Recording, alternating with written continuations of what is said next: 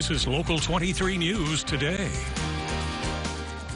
Happy Monday morning. I'm Brenna Matuti. I'm Sydney Gray. Thanks so much for joining us this morning. We begin today starting with American Airlines. They're expected to cancel more flights this morning due to staffing shortages and maintenance issues. Right now, flights out of both McAllen and Valley International Airport are still scheduled to leave and arrive on time. Flight 5734 at McAllen and 3291 in Harlingen are both scheduled to leave at 6 a.m. for Dallas-Fort Worth. Flight 1197 in McAllen at 7:35 is also on time.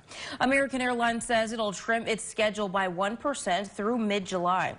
The disruptions come as American Airlines is trying to capture a surge in vacation demand after record losses in the pandemic. This Friday, pandemic benefits will expire. Texans will stop all additional federal unemployment and aid, including a 300 weekly pandemic benefit. Governor Greg Abbott cut the funds back in May, saying the number of job openings was almost identical to the number of Texans receiving unemployment benefits. Here in the Valley, businesses like restaurants are still struggling to get fully staffed.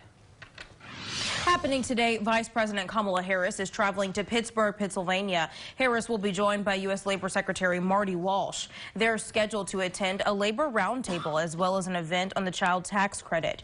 On July 15th, qualifying families will receive $250 a month for children between the ages of 6 and 17.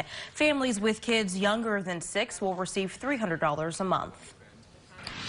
Tomorrow, the Senate is set to vote on a voting rights bill. Republicans say there's no rational basis for the bill to pass, while Democrats say it'll protect access to voting.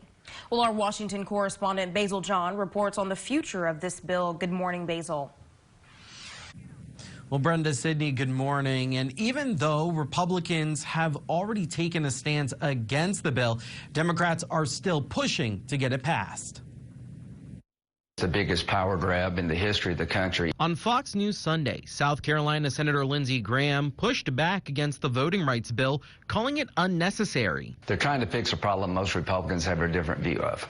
This week, the Senate should take up a Democratic voting bill which expands ballot access and tightens controls on campaign spending. What we are trying to do is preserve democracy. On CNN's State of the Union, Vermont Senator Bernie Sanders said Congress needs to stop Republican efforts in the states, which Democrats say will prevent minorities from voting. Taking away the right of people to participate in American democracy is unacceptable, and the Congress must address that in any and every way. West Virginia Democratic Senator Joe Manchin has some problems with the bill.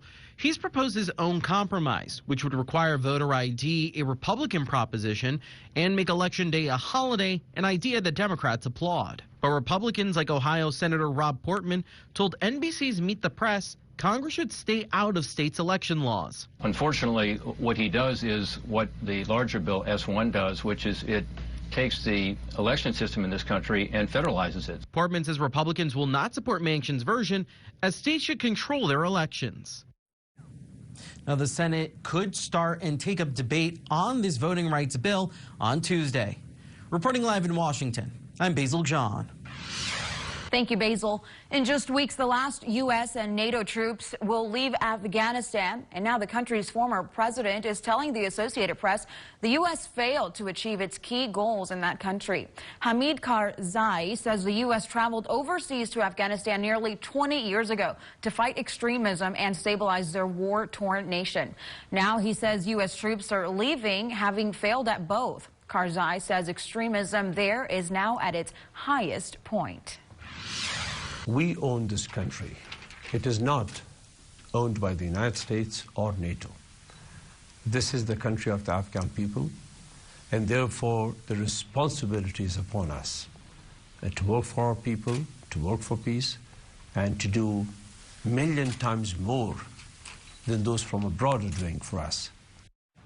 In April, when President Biden announced the final withdrawal of the remaining few thousand U.S. troops, he said America was leaving having achieved its goals.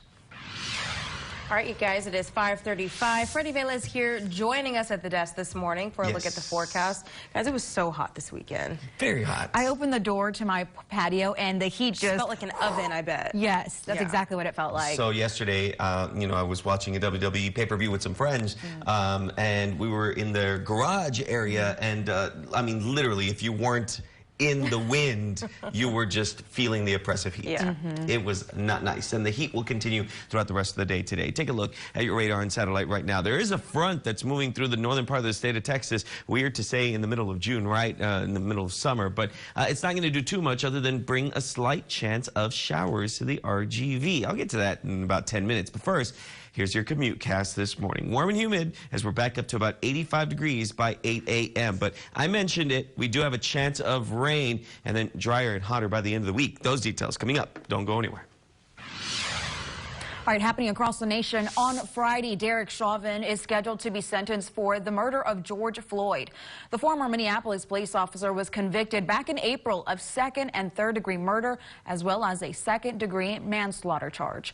Judge Peter Cahool, who could sentence Chauvin to as low as probation, or he could sentence him up to 40 years in prison. 3 other former officers face charges in connection to Floyd's death. Thomas Lane and J. Alexander King go on trial March 8th.